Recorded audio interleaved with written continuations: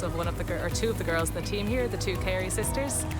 Their mum, Una McCarthy, was my first hockey coach and just really believed in me when I was starting off hockey, and when I didn't quite believe in myself, she pushed me to back myself, and really inspired me to keep going. It's a difficult question because I have had, I think, many coaches that have inspired me in all these last years.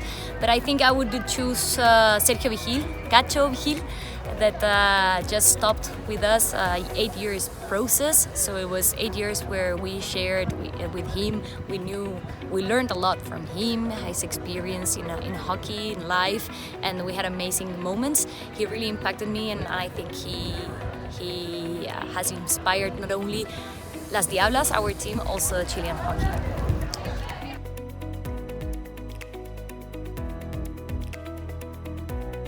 There's probably two coaches that have inspired me the most. Obviously Shane McAleese, who's had a massive impact on my hockey career, pushing me, understanding hockey, understanding culture, understanding mindset, and I think that was something that was really important, is having a coach like that. And then Verity Sharland, having a woman in the coaching area is obviously really exciting, and having her teach us a lot about culture, a lot about team culture, a lot about team environment and inclusiveness, and all of that stuff as well has been really helpful. So having a woman as your, leader and your head coach is very exciting as well. So those are probably the two coaches that have inspired me the most.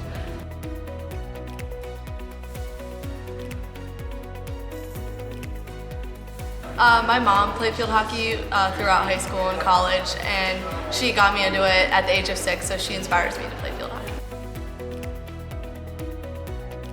I think it would be wrong for me to say that I didn't suffer a little bit of body confidence through school. I think often growing up there can be a big perception of what we're supposed to look like at athlete, and sport actually was the thing in my life that gave me confidence, which is counterintuitive when body confidence comes into sport. So definitely something that I struggled with at times, but I think having a group of people around you that really support you and remind you that our bodies are so strong and that we derive so much confidence from what we do kept me going.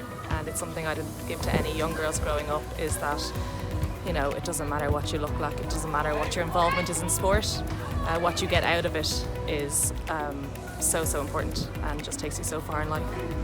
I even personally have had struggles with my own body, in that I played a lot of hockey and sport, so my legs were stronger, bigger than other girls at school.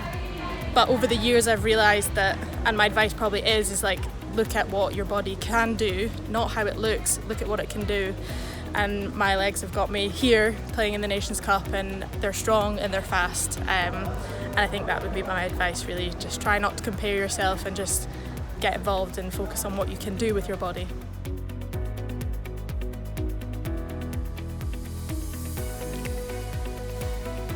Most important thing is to try and build trusting relationships between coaches and athletes and everyone else, because we want to be able to have honest conversations. All the things that are happening in the female body in the age range that you talk about, and even into senior level, are normal. They're natural. It's a part of life, and it's something we have to make it okay to talk about. I think there's definitely a challenge for males working in this domain, because the taboo has existed for such a long time, and having these conversations, we're working really hard as a sport team, both here on the ground and back at home, and as an entire organisation in Scotland, to just try and break down those barriers. I think one of the biggest pieces of work that people can do, and the advice I would give, is really be interested in learning.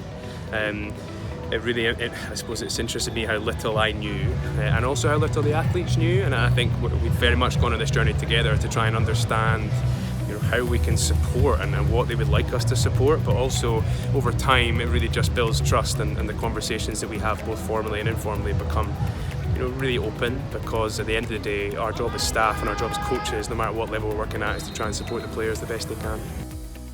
It is not so much the focus on skill development and body shaping, as opposed to the reason why we participate in sport is for the mental health, and that is to take pressure away. You learn to cope better with pressure, the actual skills around doing sports. It is your time management. There are other benefits to it, and I think through education and through using workshops, we can educate women that it's not all just about the body. It is a holistic development, and I always say healthy mind, healthy body, and the other way around. So yeah, I think it's lack of education and getting the message out there to people that we are all different individuals. As long as you can do the job, it doesn't matter.